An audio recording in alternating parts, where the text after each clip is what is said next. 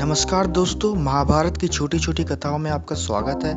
आज हम सब बात करेंगे माता के शाप से बचने के लिए सर्पों की बातचीत के बारे में।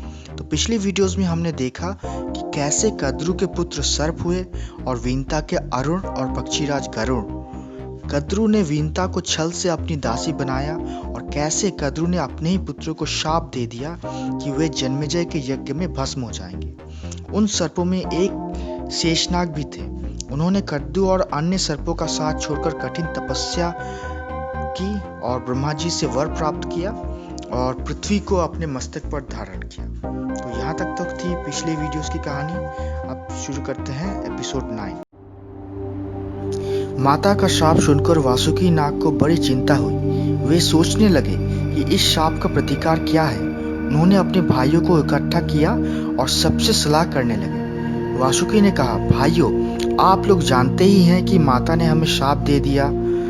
अब हम लोगों को चाहिए कि सोच विचार कर उसके निवारण का उपाय करें। सब शापों का प्रतिकार संभव है, परंतु माता के शाप का प्रतिकार दिखाई नहीं पड़ता।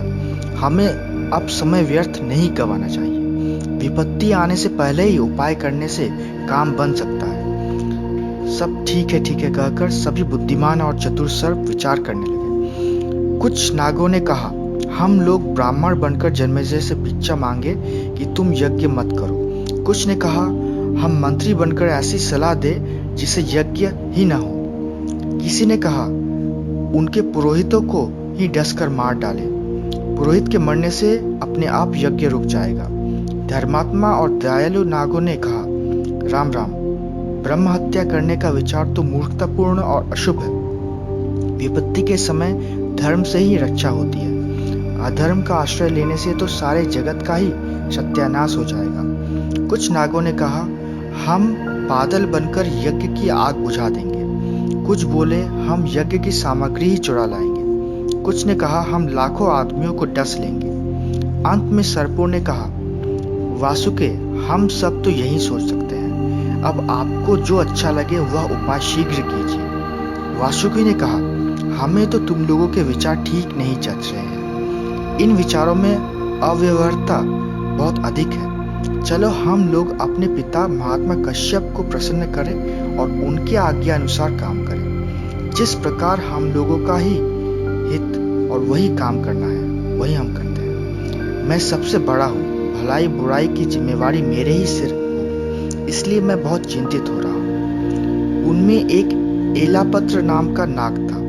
उसने सब सर्पों और वासुकी की सम्मति सुनकर कहा, भाइयों, उस यज्ञ का रुकना अथवा जन्मेजय का मान जाना संभव नहीं है। अपने भाग्य के अपराध को भाग्य पर ही छोड़ देना चाहिए। दूसरे के आश्रय से काम नहीं चलता। इस विपत्ति से बचने के लिए मैं जो कहता हूँ उसे आप लोग ध्यान देकर सुनिए। जिस समय माता ने यह शाप दिया था, उस समय डर कर मैं उसी की गोद में छिप गया था। वह क्रूर शाप सुनकर देवताओं ने ब्रह्मा जी के पास जाकर कहा, भगवान, कठोर हृदय कद्रु को छोड़कर ऐसी कौन स्त्री होगी जो अपने मुंह से अपनी संतान को शाप दे डाले। पितामह, स्वयं आपने भी उसके शाप का अनुमोदन ही किया है, निषेध नहीं किया। इसका क्या कारण है? ब्रह्मा जी ने कहा, देवताओं, इस समय जगत में सर्प बहुत बढ़ गए हैं। वे बड़े क्रोधी, डरावने और विषैले हैं। प्रजा के हित के लिए मैंने कद्रु को रोका नहीं। इस शाप से शूद्र, पापी और जहरीले सर्पों का ही नाश होगा। धर्मात्मा सर्प सुरक्षित रहेंगे। और यह बात भी है कि यायावर वंश में जराक्तरु नाम के एक ऋषि होंगे। उनके पुत्र का नाम आस्तिक, वही जन्मेजय का सर्प यज्ञ बंद करा सकेंगे। तब जाकर धार्मिक सर्पों का छुटकारा होगा। देवताओं के पूछने पर ब्रह्मा जी ने और भी बतलाया कि जराक्तरु की पत्नी का नाम भी जराक्तरु ही होगा। वह सर्पराज वासुकी की बहन होगी। उसके गर्भ से आस्तिक का जन्म होगा और वही सर्पों को मुक्त करेगा। इस प्रकार बातचीत करके ब्रह्मा जी और देवता अपने अपने लोक को चले गए। सो सर्पराज वासुके, मेरे विचार से आपकी बहन जराक्तरु का विवाह उस जराक्तरु ऋषि से ही होना चाहिए। वे जिस समय भिक्षा के समान पत्नी की याचना करे, उसी समय उन्हें आप अपनी बहन दे दें। यही इस विपत्ति से रक्षा का उपाय है। इलापत्र की बात सुनकर सभी सर्प ने प्रसन्नचित्त से कहा, ठीक है ठीक है। तभी से वासुकी नाग बड़े प्रेम से अपनी बहन की रक्षा करने लगे। उसके थोड़े दिनों बाद ही समुद्र मंथन हुआ, जिसमें वासुकी नाग की नेति मथने वाली रस्सी बनाई गई।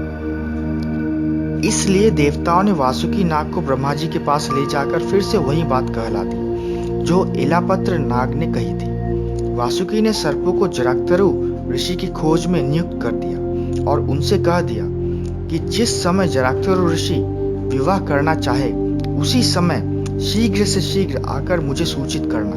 हम लोगों के कल्याण का यही सुनिश्चित उपाय है। तो आज के लिए बस इतना ही दोस्तों, धन्यवाद।